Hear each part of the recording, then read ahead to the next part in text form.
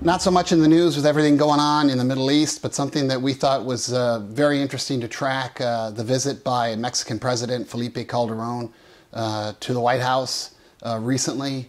Very much in a complaining mode for a lot of good reasons, decrying the lack of coherence in U.S. policy towards Mexico, specifically on the issue of the war on drugs. If you've been tracking this, going back to 2006, when Calderon launches this very aggressive kind of counterinsurgency war against the drug cartels in North Mexico, there's been 34,000 plus lives lost, including 2,000 or more police and federal agents. Now, a lot of these deaths, obviously, the drug cartels shooting each other up, being shot. But frankly, I mean, when you add it all up, aggregate, that makes North Mexico a more deadly and dangerous and war-torn place than central Iraq or southern Afghanistan. And that's rather amazing when you think about it. This kind of full-blown insurgency, criminal insurgency, just south of the American border, very much not on our radar unless you're a southern border state, and yet look at all this violence.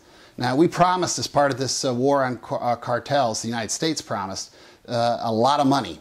The Merida Initiative back in 2007 was somewhere in the range of 1.5 to 1.8 billion. Congress so far has only sent about 500 million. That's part of the incoherence that Calderon's talking about.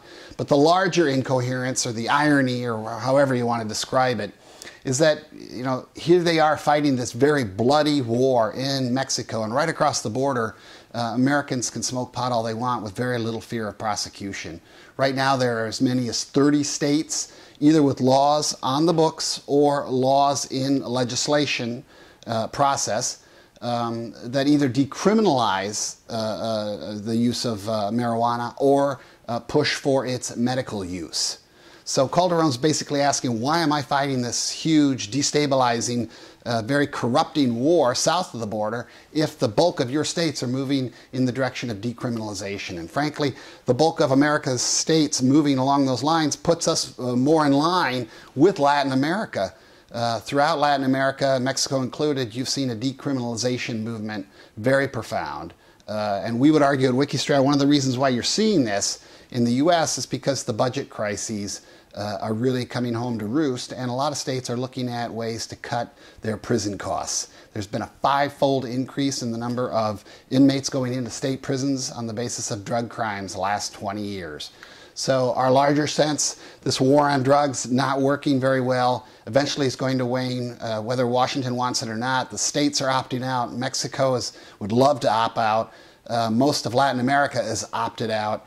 And really, this divide between the United States and Latin America is holding up what should be more economic and trade integration going on in the Western Hemisphere. And so long as America doesn't go down that path, well, the Chinese will.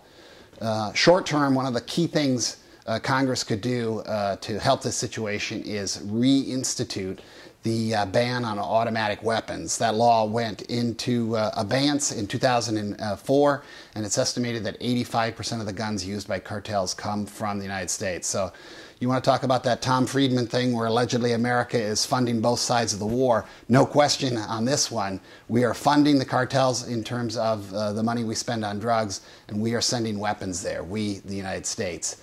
And that is incoherent, and that is self-defeating. And you can basically see why Calderon's so frustrated.